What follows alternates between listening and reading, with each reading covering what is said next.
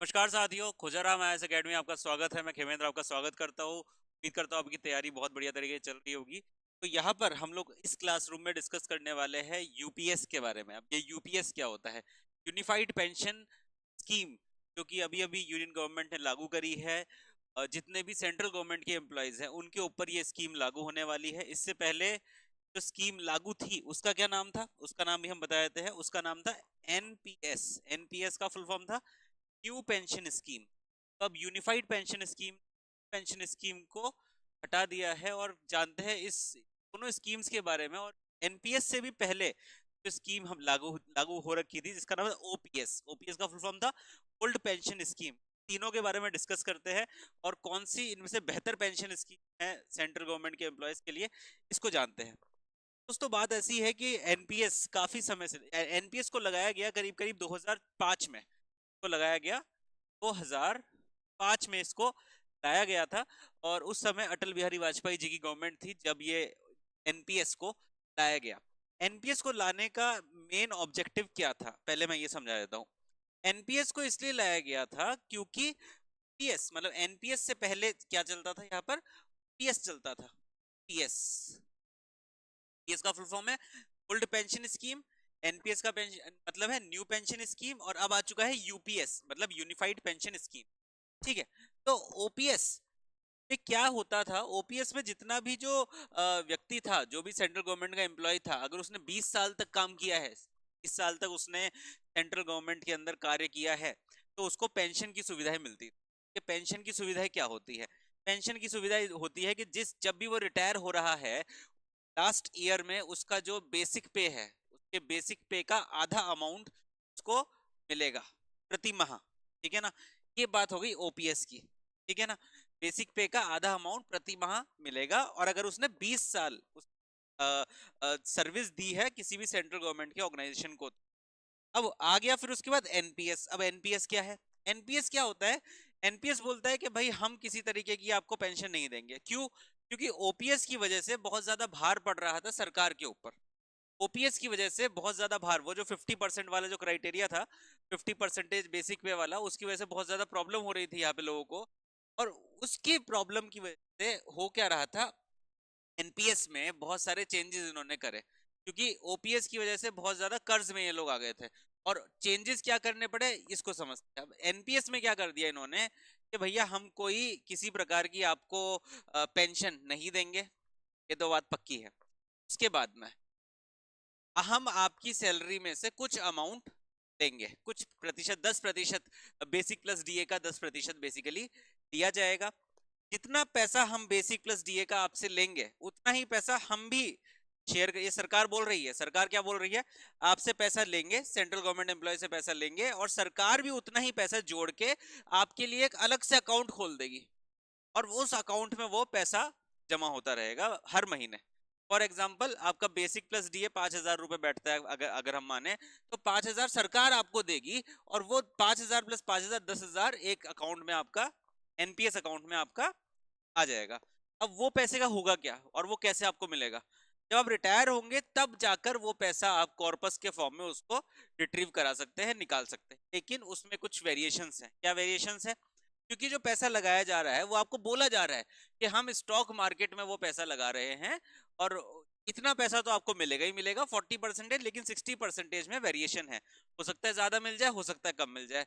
तो ये एक प्रॉब्लमेटिक इशू था जो सेंट्रल गवर्नमेंट एम्प्लॉयज थे उनके लिए कि भैया एक तो हमारा पैसा तुम काट रहे हो, ठीक है, दूसरी बात, अब तुम ये हमको एश्योरेंस भी नहीं दे रहे हो कि भाई हमको जब रिटायरमेंट में पैसा मिलेगा वो कितना मिलेगा, हमको ये पता ही नहीं चल रहा है। तो ये एक बहुत ही बड़ी प्रॉब्लम थी जो कि इसी वजह से बहुत सारे स्टेट्स में, अलग अलग जगह यहाँ पर बहुत ज्यादा प्रोटेस्ट हुए हैं सेंट्रल गवर्नमेंट एम्प्लॉयज के लिए की तरफ से कि भैया वापस से ओपीएस को लाया जाए। पर ओपीएस अब नहीं आया, अब क्या आ चुका है?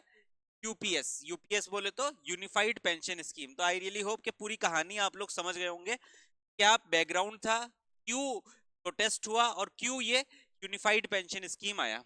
ठीक है ना?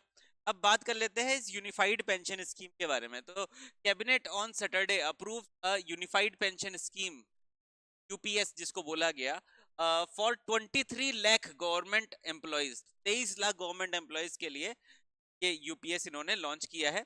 The UPS ensure that all the central government employee receive 50% of their last drawn salary from the past 12 month as the pension। लेकिन यहाँ पर इन्होंने थोड़ा सा वेरिएशन कर दिया है। जो पहले 20 साल की सर्विस होनी चाहिए थी, अब वो चेंज करके हो गई है 25 साल की सर्विस। तो अगर आप सेंट्रल गवर्नमेंट के अंदर 25 साल तक 25 साल आपने सर्विस करी है, तब आपको ये 50% मिलेगा। इसमें और कुछ एडिशन है, वो देख लेते हैं। They will also be eligible for the post retirement inflation increment. जैसे फॉर एग्जांपल मान लो कि पोस्ट रिटायरमेंट इन्फ्लेशन, मतलब आपका रिटायरमेंट हुआ है और आपको पेंशन के तौर पे 50,000 रुपए मिल रहे हैं। तो जिस तरीके से इन्फ्लेशन की वजह से बेसिक जो आपका डीए बढ़ता है, आपकी फॉर एग्जांपल मान लो आपका नया का नया आपका वो क्या कहते हैं उसको, वेतन आयोग आ गया, तो उस वजह से कोई इन्फ्लेशन की वजह से आपका जो पैसा बढ़ेगा वो आपका बढ़ता रहेगा, उसमें कोई टेंशन की बात नहीं है। ठीक है ना, इन्फ्लेशन वाली बात हो गई। अच्छा ठीक है। अच्छा कब से ये इफेक्ट में कब से रहेगा? 1 अप्रैल 2025 से ये इफेक्ट में रहेगा। Its benefit will be applicable to those who's retiring by 31 March 2025 के बाद जो रिटायर होंगे उनको इसके बेनिफिट मिलेंगे।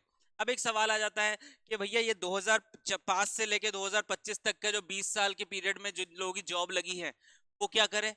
वो लोग एनपीएस में से पैसा मिलेगा या यूपीएस से पैसा मिलेगा? तो भाई उनके पास एक ऑप्शन आएगा, उनको ये ऑप्शन दिया जाएगा कि आप किधर अपना पैसा रखना चाहते हैं। तो majority of the cases, most of the लोग ऐसे ही होंगे जो अपने आप को कन्वर्ट करा लेंगे यूपीएस में। तो घबराने की जरूरत नहीं है, उनके पास ऑप्शन आएगा कि भाई आप अपना पैसा या तो कन्वर्ट करा लीजिए या फिर इस जगह शिफ्ट करा लीजिए, ऐसा कुछ कोई ऑप्शन आ सकता है आगे जाके। ठीक है, including the payment of any appearing. ठीक है ठीक है ठीक है, ओके। तो ये पूरी की पूरी इंफॉर्मेशन थी और ये बिल्कुल यही उनके द्वारा दिया गया था, सरकार के द्वारा। अश्योर्ड पेंशन, तो ये एक बड़ी बात है। अश्योर्ड पेंशन अब आपको मिल रही है 50% ऑफ एवरेज बेसिक पे, मतलब जो बेसिक पे है आपका, बेसिक पे आपकी टोटल सैलरी नहीं होती, मैं पहले ही बता दूं। बेसिक पे होता है किसके आधार पे आपको पैसा मिल रहा है, फिर उसके ऊपर DA, clearance allowance, house rent allowance, वो बेसिक के आधार पे मिलता है आप लोग। ठीक है ना, तो 50% ऑफ द बेसिक पे drawn in the last 12 month of the service, और ये आपको 25 साल की सर्विस आपकी होनी चाहिए। एक और खास बात बता दूं आपको कि अगर आपकी 10 साल से कम की सर्विस है तो प्रोपोर्शनेट अमाउंट में आपको पैसा मिलेगा, प्रोपोर्शनेट अमाउंट में आपको पैसा मिलेगा। एक और बात बता यहाँ पे इंपॉर्टेंट है कि अगर मान लीजिए कोई सेंट्रल गवर्नमेंट में एम्प्लॉय है और उनकी डेथ हो जाती है, पेंशन ले रहे थे वो, उनकी डेथ हो जाती है, तो फिर क्या क्या होता है? फॉर एग्जाम्पल अगर आपका 1 लाख रुपए आपकी बेसिक पे थी, आपको मिल रहा है 50,000 रुपए, क्योंकि 50% आपको मिल रहा है। लेकिन अगर आपकी डेथ हो जाती है तो उस केस में आपको उस 50,000 का 60% मिलेगा, 50,000 का 60% मिलेगा, मतलब 30,000 आपको एज अ पेंशन मिलने वाला है। क्लियर है? ओके। अश्योर्ड मिनिमम पेंशन, तो अश्योर्ड मिनिमम पेंशन ये है कि अगर आपने 10 साल की सर्विस करी है तो अश्योर्ड मिनिमम आपको 10,000 रुपए तो पर मंथ मिलेंगे ही मिलेंगे। ये भी एक बात यहाँ पे देखने वाली है। और नेक्स्ट बात आ गई आपकी इन्फ्लेशन वाली, जो हमने अभी अभी डिस्कस करी कि इन्फ्लेशन के सारे फायदे आपको मिलने वाले हैं। जितनी भी आपकी पेंशन है उस पर इन्फ्लेशन लगेगा ही लगेगा, जो कि नॉर्मल प्रोसीजर है, ये हम देखते हैं बहुत सालों से। ठीक है, तो आई थिंक एनपीएस के बारे में भी हम डिस्कस कर चुके हैं। एनपीएस क्या होता है, किस तरीके से इसको कैलकुलेट किया जाता है। बेसिक प्लस डीए का 10% होता है ये। अभी रिसेंटली उसको 14% भी कर दिया गया था, तो 14% खुद से जाता है और 14% सरकार देती है। वो सारा इकट्ठा होता रहता है, जिसको बेसिकली स्टॉक्स में लगाया जाता है ताकि उसका पैसे को बढ़ाया जा सके। ठीक है, तो आई होप के हमने काफी सारी चीजें डिस्कस कर ली है यहाँ पर regarding the UPS, NPS and OPS. I hope कि आप लोगों को ये वीडियो पसंद आया होगा और ये जानकारी आपको बढ़िया लगी होगी। मैं मिलता हूँ आपसे अगले वीडियो में, तब तक के लिए अपना ध्यान रखिए। धन्यवाद।